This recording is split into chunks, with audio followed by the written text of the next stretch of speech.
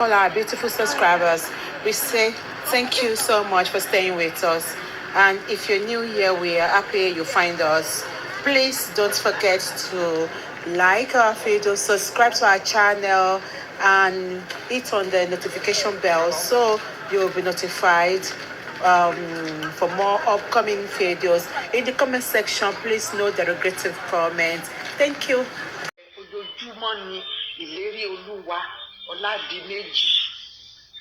Ojoojúmọ́ ló ń ké ò jẹ́ kó rọrùn wò ò jẹ́ kó ráyé gbé ẹ̀sùn yìí máa ké lórí ẹ̀. That is just it. Thank you everyone. Mi mọ̀ pé Àjẹ́ Ẹwà Adé máa sọ news tí mo gbọ́ yẹn. Thank you so much Àjẹ́ Ẹwà Adé. Thank you my lovely sister. Many of us are following things bó ṣe lọ ní Nàìjíríà. Mohbad máa gba justice lágbára Ọlọ́run. On justice we stand. Peace be unto all of us in Jesus' name. Thank you very much.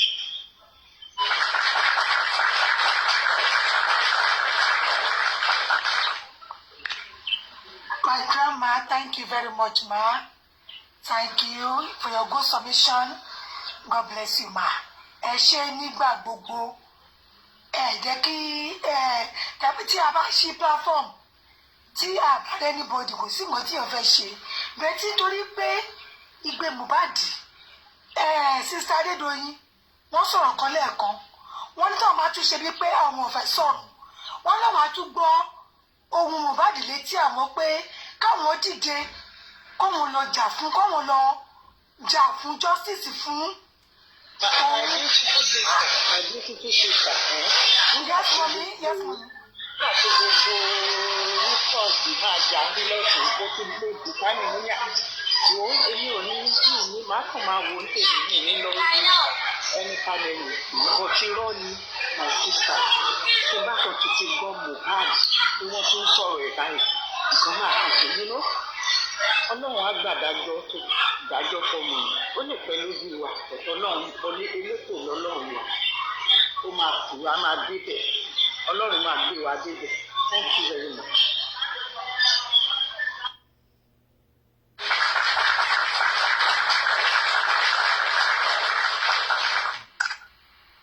That's my grandma. Thank you very much, ma. Daddy Ishak, good afternoon, my daddy. Good afternoon. Let me. Yes, sir. Thanks,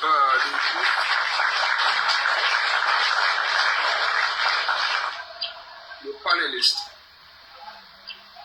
and everyone on the program.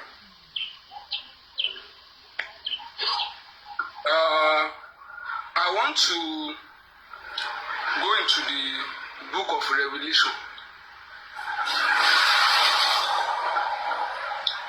I'm not talking about the Bible. I'm going into the book of Revelation. When the news came out that Sandra has been given a presidential pardon, a lot of people didn't really understand the reason why we want us to jump out to celebrate or to share those news back to back, or even the political gimmicks around it. When the news also came out that there is no longer presidential pardon, I just laughed. Who says there is no presidential pardon? Who says that name has been removed? Somebody was on a death sentence.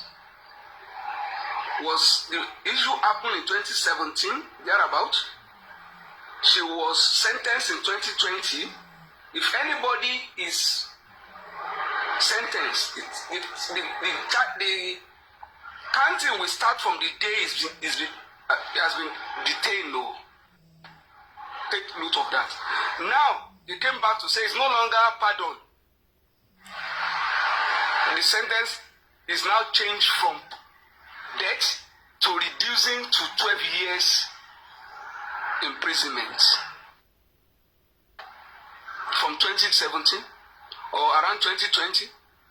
If you know how they count the days for those who understand the prison system. Who says she's not been pardoned? She's no longer on the death row. And she has 12 years. Out of that 12 years, how many years do you think remaining? Maybe next year. She's out. That is the strategy. Let us stop reading headlines. Let us digest the message. When politicians are talking, when they put out headline, let us break it down to ourselves and understand it. She's free. She has been let off the hook. And it's as simple as that. The other story around it, it has now been reversed, it has now been done this way, it's just pepper soup. It is pure political gimmicks. And if you understand the reason why she has to be free, you also need to understand the politics in Nigeria. Those who are saying, why did we want to share it? Why not? You know the godmother in Abuja. That's why I laugh when somebody said somebody has been arrested and they have taken the person to one office. That very office that the person is talking about in Abuja. And the godmother of Wunmi that you are talking about. I just laugh. Some people don't even understand Nigeria. When we talk, we are not talking just for talking sake. We are talking based on experience. There are things we know that we will not say. Just like some people did not know me, this sound where they talk, I know I'm Tete. I know I'm Tete. The person will even reveal everything. I tell them that day, we Nigerians are they ready to listen to you? They will twist this story. Oh. They can say that you come out the best sound that they will have gotten. Oh. That is the sound. And that is why the one where we can talk in parable is the book of Revelation I'm opening. Oh. So that those who can digest will digest well. Even that office that the actor was bragging, he doesn't even understand the office that he's talking about. When he's sharing it, you know the reason why somebody will have to celebrate injustice. It's an emotional coping mechanism. You that you are on this platform, are you criminals or victims? If you are criminal, there are news you will share. If you are victims, there are news that you will share. There are news that are emotional coping mechanism for criminals, for suspects. Peter wọ́n náà ṣe máa rí mi. Godmother ẹ ṣe lè tẹ́ ẹ máa ṣe tèmi náà tán ni. It's a sense of resolution. It's an internal sense of joy. Wọ́n ní Yorùbá ní àjẹgbodò. It's deep àjẹgbodò. Èèyàn wá sórí tiẹ̀ tó jọmọ́ tiẹ̀ tó dẹ̀ rí bí ìyàwó ẹ ṣe fi. Ó wá sórí tó jọmọ́ tiẹ̀. Ẹ wá ní kí ló dé tó ń celebrate. It's a celebration of likes. Customer dáadáa ni àwọn èèyàn bíi tèmi náà rèé. Ó dẹ̀ share ẹ̀.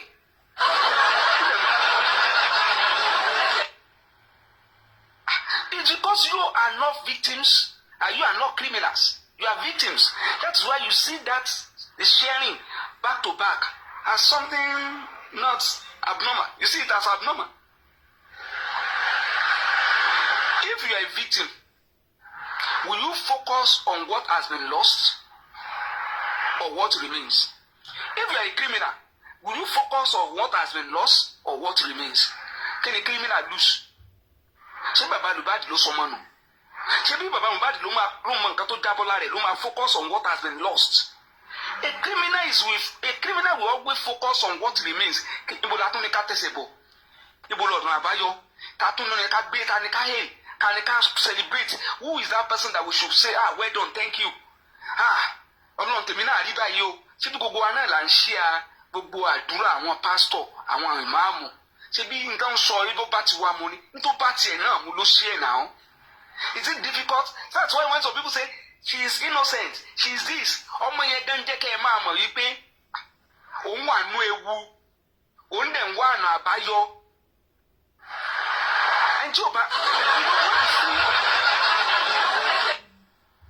A criminal must have a sense, a forcing force possibility, positivity. You must be forcing it. Kodak, if the China Nigerian 5-0 ni, Tamba Britain that 21 no 5-0. So because we are Nigerian, as the last minute Germany will equalize. You are forcing force positivity.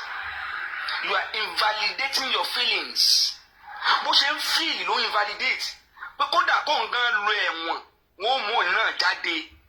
What is the worst? This is the worst scenario for me. Even if I'm caught, and this is my prayer. So why are we now talking as if she's doing something that is extraordinary?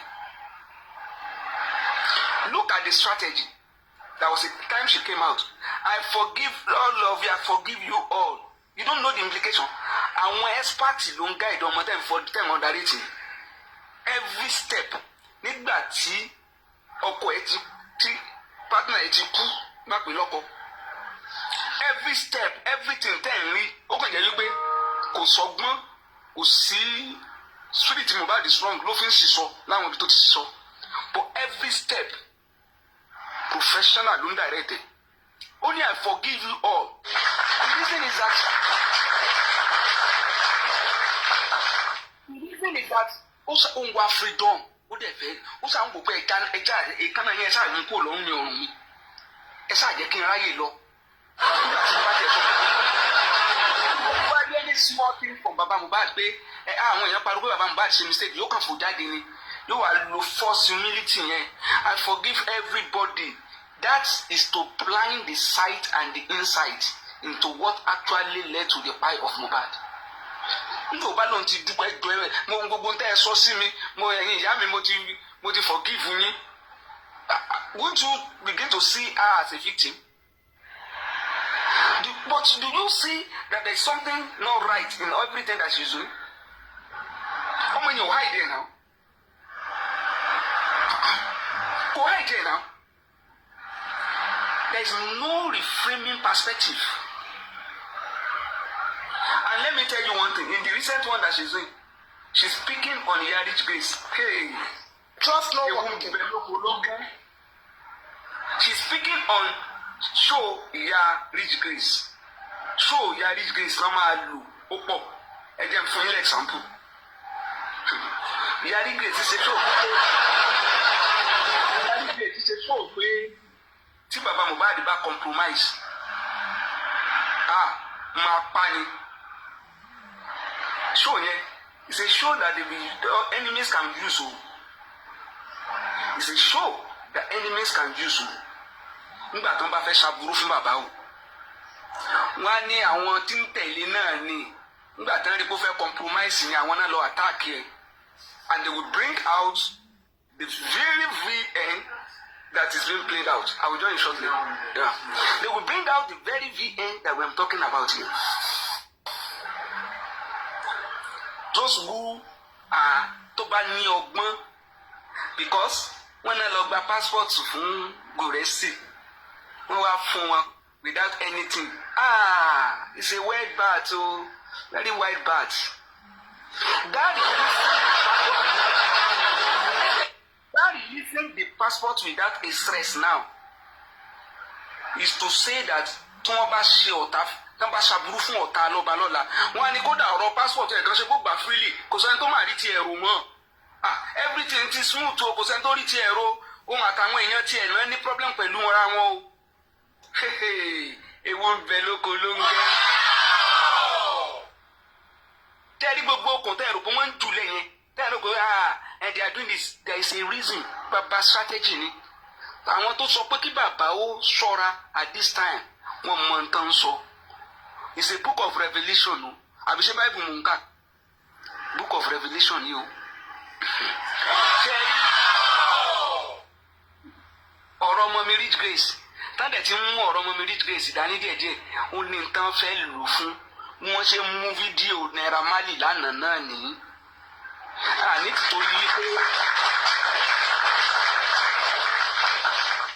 Nítorí pé pé mo disagree with Mommy Rich Grace kọ́ta ó lo ohun ẹ̀ fi ṣe ṣùtà fún bàbá oníbàbá o.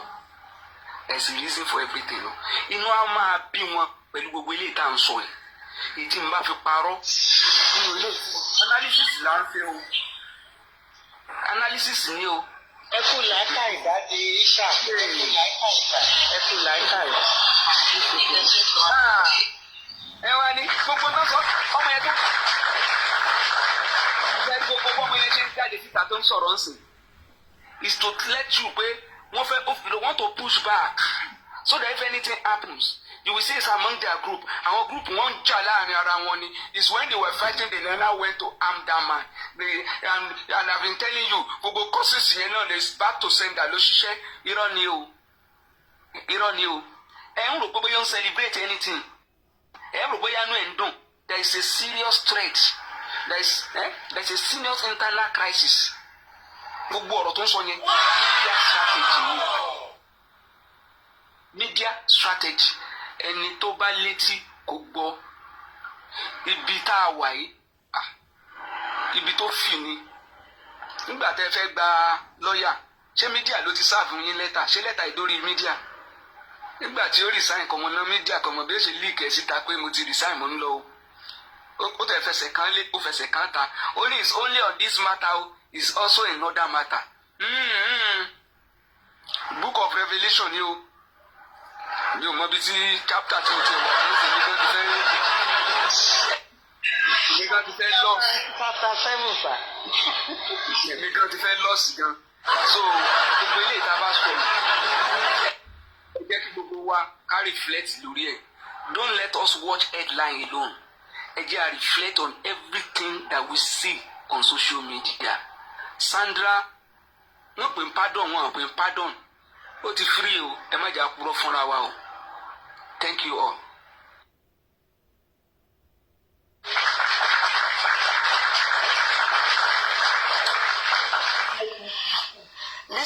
Mr. Ishaq, yeah, Mr. Ishaq sir, please sir, mo fẹ́ sọ kankan lórí nǹkan tẹ́ sọ yẹn.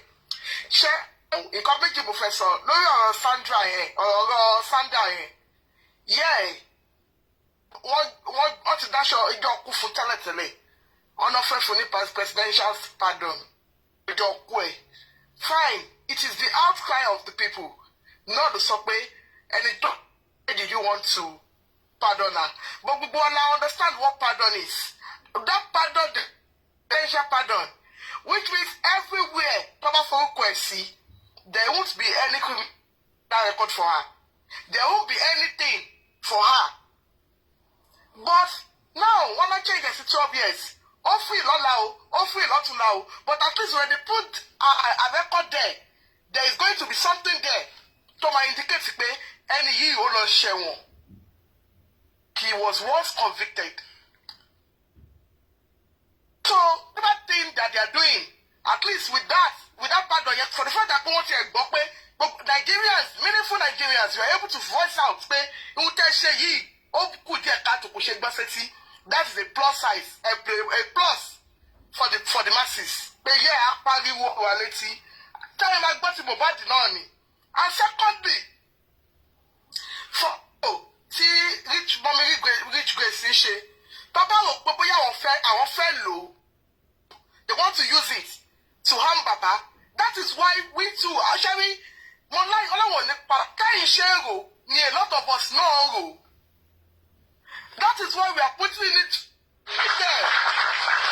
In the next 20 years orí ò gbọ́dọ̀ fọ́ alọ́ba etí ò gbọ́dọ̀ dún alọ́ba. Because we will continue to be calling on the government and we will be sitting and everybody the names of the people in that petition we are going to hold them responsible.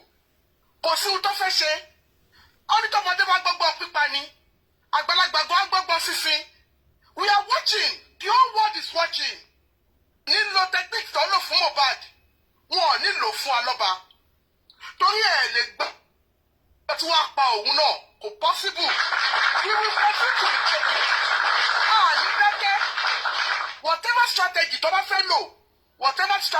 fẹ́ lò, all eyes are on them. All eyes are on them. Gbogbo wọn pátápátá àti godmother àti grandmother àti whoever tó wà l'Abuja tó encourage wọn. We will be waiting. Àwa náà dá. Ẹni tó bá gbé ṣoṣo lé òkìní ni ibi tó ti fẹ́ lọ ṣe afẹ́ mọ̀. Tó bá fẹ́ lo ohun mọ̀mí rich grace, we are waiting. Bọ̀ aburú ò ní ṣe alọ́ba. Alọ́ba ti di okùn. Ká ti fi kọ́ gbogbo wọn lọ́rùn. Orí ò gbọ́dọ̀ fọ́, ẹsẹ̀ ò gbọ́dọ̀ dì. Wọ́n fẹ́ ogun èyí tẹ̀ ṣe justice. Tẹ́ mọ̀ pé you are here because of ìlérí Olúwa. Tẹ́lẹ̀ ń jà true justice yìí. Mi ì sọ àtàwọn commenters ń sọnù o. Tẹ́ pé tó bá ti bọ́ sórí platform àwọn èèyàn máa kọ oríṣiríṣi tó. Because àwọn ló ń dá majority of all these things sílẹ̀. Ẹ jẹ́ ká shield sword wa. Ìwọ̀nba àárín díẹ̀ tó kù iṣẹ́. Ẹ jẹ́ ká dúró ká múra wọn lóṣùṣù ọwọ̀. Ìgbà kan kò lè gbá ilẹ̀. Oṣùṣù ọwọ̀ ló máa ń gbá ilẹ̀ mọ́. We are doing this for humanity. Let's stand firm and let's remain resolute and fight this thing. Tàbá ní pé tó ń pa àmọ́ pé wọ́n máa ṣe kínní. Ká fọwọ́ lẹ́rọ́. Ká kọ̀ máa sọ ká má ṣe kò lè nídìí wọn síbi kankan. We will continue to be tàbá ṣe é ní gbogbo nǹkan tó bá fẹ́ ṣe. Ẹ jẹ́ ká máa pariwo wọn síta. Ẹ jẹ́ ká máa pariwo wọn síta so that they will know that we are on their neck. And Ọlọ́run á dẹ̀ fún wa ṣe. We are justice we shall get and that justice will get it by God's grace. Ẹ ṣé everybody.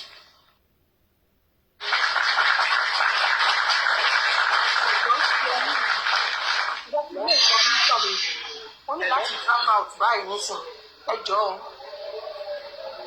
Trust no one. Àǹtí ẹ jọ̀ọ́ ẹ jẹ́ kí n make submission mi. Mo ní láti get out. Mo ní mọ̀ lọ bíṣẹ́. Hello? Ẹ sọ̀rọ̀ náà, ẹ sọ̀rọ̀ ẹ ká sọ̀rọ̀. Ẹ ká sọ̀rọ̀ ma. Yes ma. Ẹ ká Mo sọ̀rọ̀. dúró fún mi ní go ahead. Ẹ sọ̀rọ̀. Ẹ jẹ́ kí sáré tí wọ́n mi dúpẹ́ lọ́wọ́ Ajẹ́ Ìwádé and General Daddy Ishaq.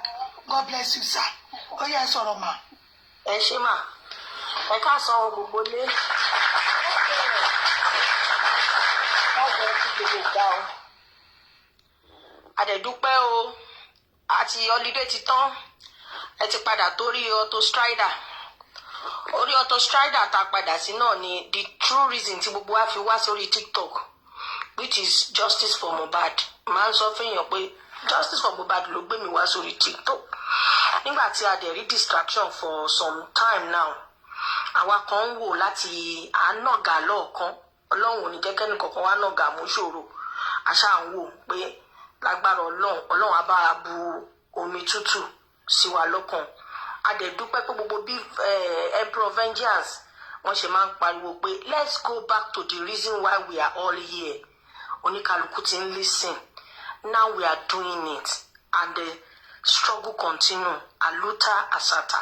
A dúpẹ́ f'Ọlọ́run pé a padà sórí Auto Strider.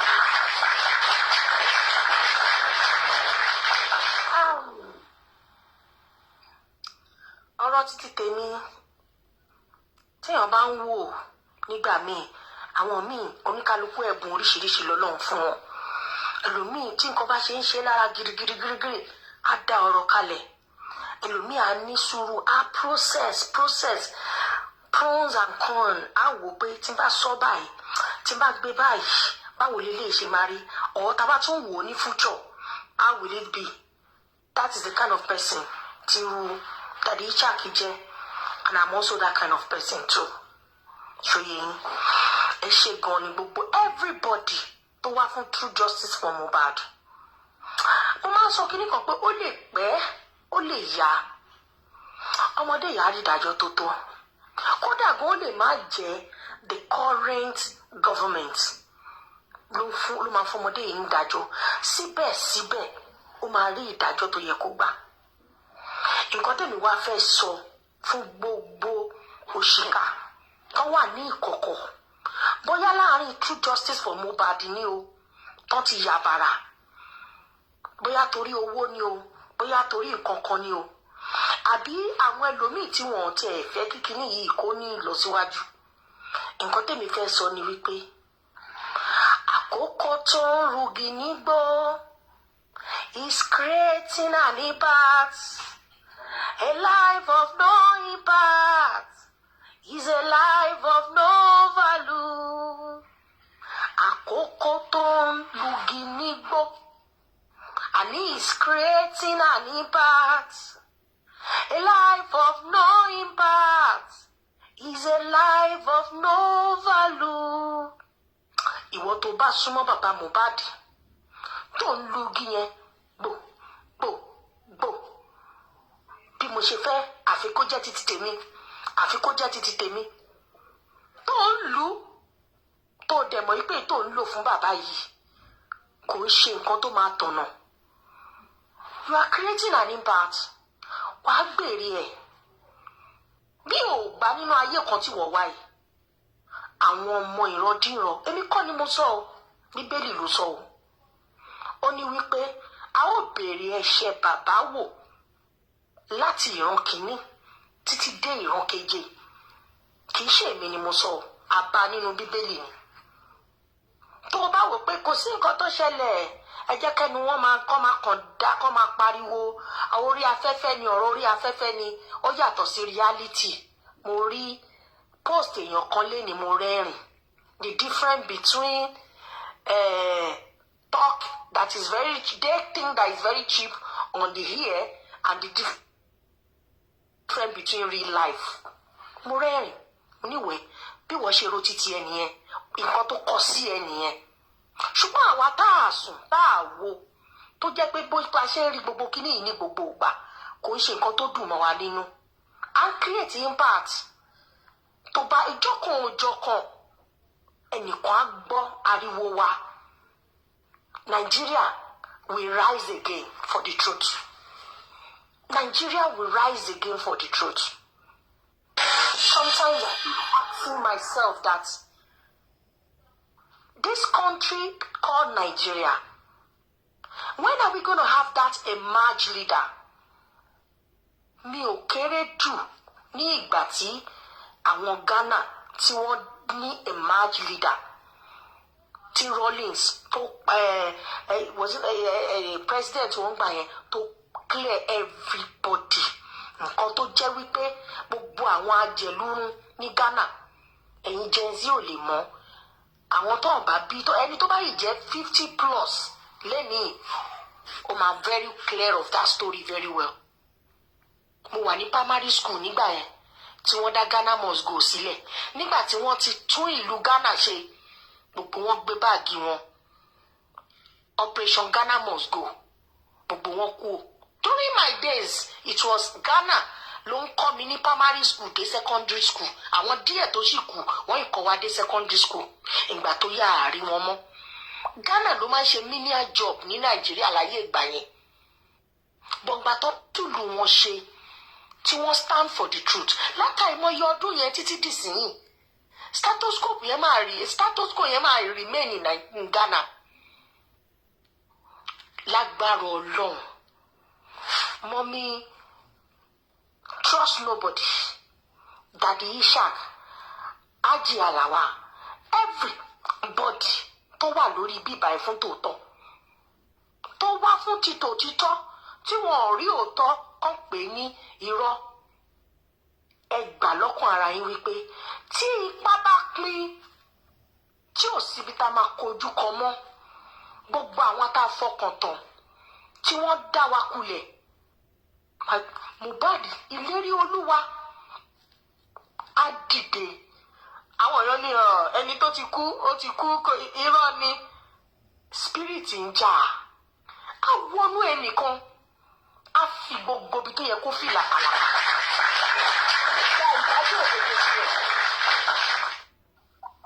Kò bá àjọbìnrin ni, kò bá àjọkùnrin ni, kò bá àjọmọdé ni, kò bá àjàgbàlagbà ni, ló yẹ kó fi. Á fi wọn làkàlàkà. Gbogbo yín dẹ̀ ń hùwà bàjẹ́ ní Nàìjíríà. Ẹ máa ṣe níṣó. Ẹ bímọ. Ẹ sọ díẹ̀díẹ̀ ìranù tí kìí ṣe ohun àjẹgbé. Ẹ bímọ, ẹ continue. Sori wọ Black Widow. Just as Daddy Ishak have just said, continue living in a mirage. Ọmọ tó mọ mirage. continue living in a mirage. Kọ́ máa sọ pé ẹni burú mọ̀ báyìí lọ́kàn rẹ̀ ẹni tí ó sọ fún ló ń wá. Nǹkan kan tó burú jù láyé yìí téèyàn ò lè tàn. Tó o bá tàn gbogbo everybody láyé. Ṣé ẹ mọ̀ mọ́mí trust nobody. Ẹ mọ̀ nǹkan tó burú jù láyé. Ẹ̀rí ọkàn. Mo béèrè question lọ́wọ́ yín o. Exactly. Thank you, mommy. Thank you, mommy. Exactly. Ṣé rí nísìnyí lásán kẹ́kọ̀ọ́ rọra pè mí kẹ́lí app mọ́mí lágbájá o ẹ jọ̀ọ́ o. Tó bá di lálẹ́ o mo fẹ́ bá yín sọ̀rọ̀ o. Má ní èdè jọ ẹ sọ fún mi nísìnyí tẹ bá ní kí n má wọrí a máa sọ lálẹ́.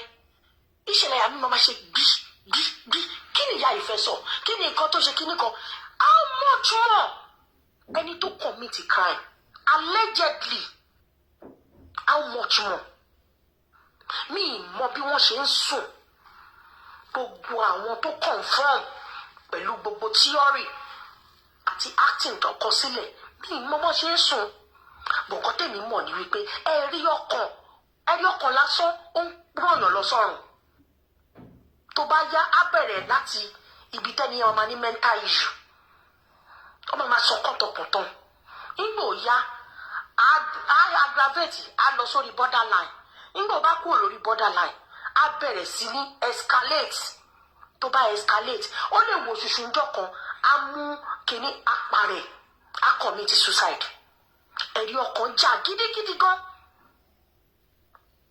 And the last one tí mo fẹ́ sọ which we go to our psalm èmi ò mọ̀ yín tẹ́lẹ̀ o Daddy Wahab not until ìgbà tí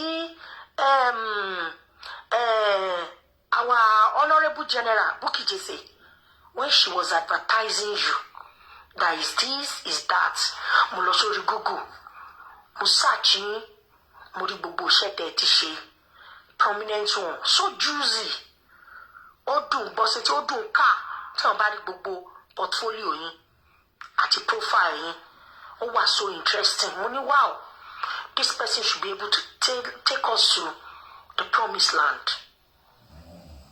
Wọ́n jẹ́ kí Nàìjíríà happen sí yín allegedly. A turn 360. Mi ò tí ì fẹ́ gbàgbọ́ wípé put in place your code of conduct to uphold, to say the truth at all time and to fight for humanity and to fight and get justice. Mo ò tí ì gbàgbọ́ wípé ẹ ti deviate from it. Ó kàn jẹ́ pé bí a constrain wà one way or the other. Ó dàbí ẹni pé ó rú wa lójú. Bóyá ẹ ṣì máa ṣe nǹkan tó yẹ kẹ́ ṣe. Ṣùgbọ́n tẹ́ bá wá kọ̀ tí ẹ bá ṣe kẹ́ ẹ tó gba justice for Mohbad. Ẹ mọ̀ pé mo ní mo lọ sórí profile yín. Mo rí gbogbo nǹkan tẹ́ ti ṣe so far. Èyí tó ní àkọsílẹ̀ lórí Wikipedia nìyẹn o. Ṣòye yín. Tẹ́ bá wá tí ẹ gbogbo yẹn tẹ́ ti acquire tẹ́ ti achieve. Going forward. Tẹ́ bá ní pé àbàbá yìí tálíkà ni ordinary carpenter. Ta ló mọ̀ ní Nàìjíríà? Who is who no fi ń ṣe Nàìjíríà? He is not part of the cream de la cream. Ta ló mọ̀ ẹ̀? Ṣùgbọ́n máa ta pátá dìde ni. Tẹ́ bá kọ̀ tí ẹ bá ṣe nǹkan tó yẹ kẹ́ ṣe. Èmi ò fọhùn sílẹ̀ fún yín o. Èmi ò dẹ̀ gégùn fún yín o. Yorùbá máa ń pòwe kan. Ṣòye yín. Bí ẹ̀gbọ́n lẹ máa jẹ́ sí mi. Wọ́n ní nǹkan kan la máa ń ṣe tá à ní ṣe mí mọ̀. Ṣòye yín. Indirectly ẹ kàn máa rí pé àwọn nǹkan kan kò dún bó ṣe yẹ kó dún mọ́.